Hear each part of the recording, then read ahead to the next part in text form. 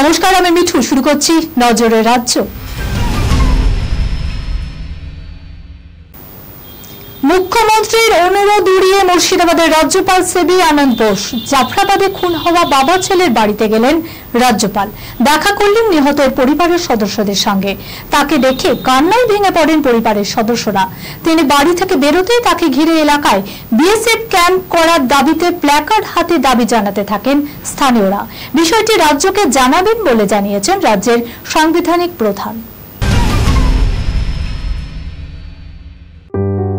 সুনির্ণয় imaging centre private limited advance প্যাথোলজিতে thalassaemia screening, large size biopsy setup সহ সমস্ত পরীক্ষা, echocardiography, foetal echocardiography, CT scan, CT guided FNAC, 4D USG, USG guided FNAC, endoscopy, colonoscopy, uroflowmetry, spirometry, colour Doppler, digital X-ray, তাছাড়াও সমস্ত বিশেষজ্ঞ চিকিৎসকদের পরিষেবা একই ছাদের তলায় নিয়ে হাজির সুনির্ণয়।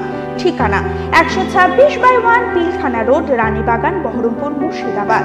বিশদে জানতে যোগাযোগ করুন 8373049252 7547900377।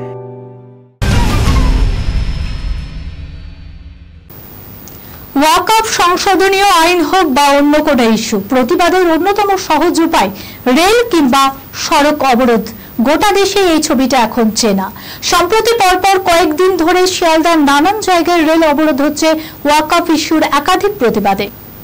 লোকাল ট্রেনে মহিলা কামরা বৃদ্ধির প্রতিবাদে ও পুরুষ যাত্রীদের রেল অবরোধে নামতে দেখা গিয়েছে। তাতে আদতে সমস্যার মুখে পড়তে হচ্ছে সাধারণ মানুষকে। তাই অবরোধ রুখতে কড়া পদক্ষেপের পথে হাঁটল রেল। অবরোধ করলে এবার গ্রেপ্তার করা হবে অপরাধীদের। রেল আইনের একাধিক ধারা যুক্ত করে দেওয়া হবে তাদের নামে, যাতে সহজে জামিন না পায় সেই মতো মামলাও সাজানো হচ্ছে। শেষবার ছোট পর্দায় সোলাঙ্কি রায়কে অভিনয় করতে দেখা গিয়েছিল গাঁটছড়া ধারাবাহিকে। তারপর সচেতনভাবে ছোট পর্দা থেকে বিরতি নেয় এই অভিনেত্রী। অনুরাগীদের জন্য এবার সুখবর, জানা যাচ্ছে আবার ছোট পর্দায় ফিরতে চলেছেন সোলাঙ্কি। কিছুদিন আগেই মুক্তি পেয়েছে তার বিশ্বহরি সিরিজটি। সেখানে তার অভিনয় যথেষ্টই প্রশংসিত হয়েছে। সেই সঙ্গে মুক্তি পেয়েছে সোলাঙ্কি অভিনীত ছবি ভাগ্যলক্ষ্মী। সূত্রে খবর, এবার স্টার জলসায় নতুন ধারাবাহিকের হাত ধরে আবার ছোট পর্দায় ফিরছেন অভিনেত্রী। এই খবরের সঙ্গে শেষ করলাম আজকের নজরে রাজ্য। আপনারা দেখছেন টিভি 24 বাংলা, সংবাদ বিনোদন সারাদিন সারাক্ষণ।